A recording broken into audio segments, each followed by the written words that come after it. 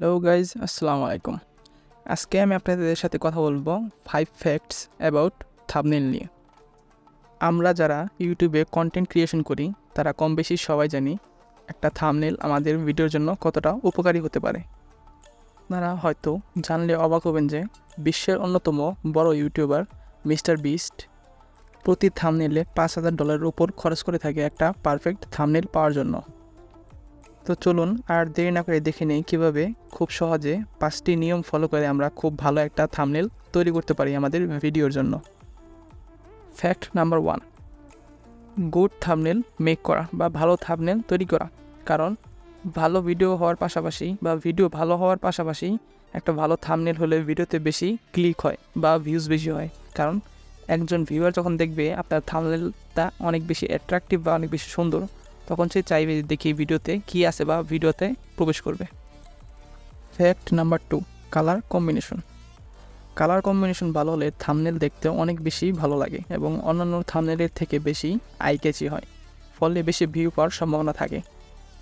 আপনি যদি ফলো করেন ইন্ডিয়ান এক ইউটিউবার ডিকোডিং ওয়াইটি, উনি ওনার ভিডিওতে প্রায় একটা থিম ব্যবহার করে বা একটা কালার সেট ব্যবহার করে, যেমন রেড এবং গ্রিন। উনি ওনার প্রায় ভিডিওর থাম্বনেলে এই দুইটা কালার ব্যবহার করে থাকে, ফলে এই দুইটা কালার দেখলে তার ভিউয়ার্সরা সহজে বুঝে যায় যে এটি ডিকোডিং ওয়াইটির চ্যানেলের ভিডিও। আপনারা যদি কালার কম্বিনেশন সম্পর্কে ভালো আইডিয়া নিতে চান তাহলে এই গ্রাফটি ফলো করবেন। এই গ্রাফে দেখানো হয়েছে কোন কালারের সাথে কোন কালার অ্যাডজাস্ট করলে বা কোন কালারের সাথে কোন কালার কম্বাইন করলে ওই কালারগুলো বা ওই থাম্বনেলটা দেখতে বেশি অ্যাট্রাকটিভ হয় বা আই ক্যাচি হয়। Fact number 3, thumbnail management. আমরা অনেকে থাম্বনেল বানানোর সময় ছবি, টেক্সট সহ বিভিন্ন ধরনের গ্রাফিক্স সিম্বল ব্যবহার করে থাকি।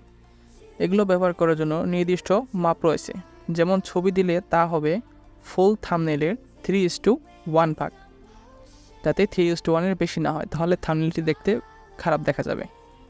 আবার আমরা যখন থাম্বনেলে টেক্সট ব্যবহার করব, টেক্সটটা যেন খুব বেশি বড় না হয়, আবার টেক্সটটা যেন খুব বেশি ছোট না হয়। আমাদের ভিডিওর মেন টপিকটা আমাদের টেক্সটের মাধ্যমে তুলে ধরতে হবে। আবার আমরা যখন সিম্বল বা গ্রাফিক্স ইউজ করব আমাদের থাম্বনেলে, তখন আমাদেরকে সতর্ক হতে হবে। আমাদের দরকার নেই এমন সিম্বল বা গ্রাফিক্স এড়িয়ে চলতে হবে, যাতে ওই অবাঞ্ছিত গ্রাফিক্স বা সিম্বলগুলো আমাদের থাম্বনেলের মানকে নষ্ট করে না দেয়। ফ্যাক্ট নাম্বার 4, সহজে বোঝা যায় এমন টেক্সট ব্যবহার করা থাম্বনেলে, যাতে ভিউয়ার্সরা সহজে বুঝতে পারে আপনি কি বোঝাতে চেয়েছেন আপনার থাম্বনেলের ধারা বা থাম্বনেলে কী লেখা রয়েছে, যাতে ভিউয়ার্সরা এটা সহজে বুঝতে পারে। Fact number 5, video related thumbnail বানানো। যেমন আমাদের মধ্যে অনেকেই রয়েছে, আমরা ভিডিওর মধ্যে দেখা একটা জিনিস অথচ থাম্বনেলে লিখে দিই আরেকটা জিনিস। যেমন উদাহরণ দিলে বোঝা যায়, আমি যদি আমার ভিডিওতে দেখাই কীভাবে জিমেল অ্যাকাউন্ট ওপেন করবেন এবং আমি আমার থাম্বনেলে লিখে দিলাম যে কীভাবে ফেসবুক অ্যাকাউন্ট ওপেন করবেন, তাহলে এতে ভিউয়ার্সরা রাগ হয় অথবা ভিউয়ার্সরা আপনাদের ভিডিও দেখা থেকে বিরত থাকবে, কারণ তাদের ধারণা হয়ে যাবে যে আপনি থাম্বনেল একটা দেখান এবং ভিডিওতে আরেকটা দেখান। তাই আমাদের ভিডিও রিলেটেড থাম্বনেল বানানো উচিত। আপনাদের জন্য আরও একটি বোনাস টিপস রয়েছে, সেটি হলো ফ্যাক্ট নাম্বার 6। যারা নতুন তাদের জন্য এটা খুবই উপকারে আসবে। আপনি যদি ইউটিউবে বা কন্টেন্ট ক্রিয়েশনে একবার নতুন হন, আপনার থাম্বনেল ক্রিয়েট সম্পর্কে কোনো আইডিয়া নেই, তাহলে চিন্তার কোনো কারণ নেই। আপনি canva.com থেকে হাজার হাজার থাম্বনেল পেয়ে যাবেন, যেগুলোর ফ্রি রিসোর্স দেওয়া থাকে। আপনি সেগুলো সেখান থেকে ফ্রিতে ডাউনলোড করতে পারবেন।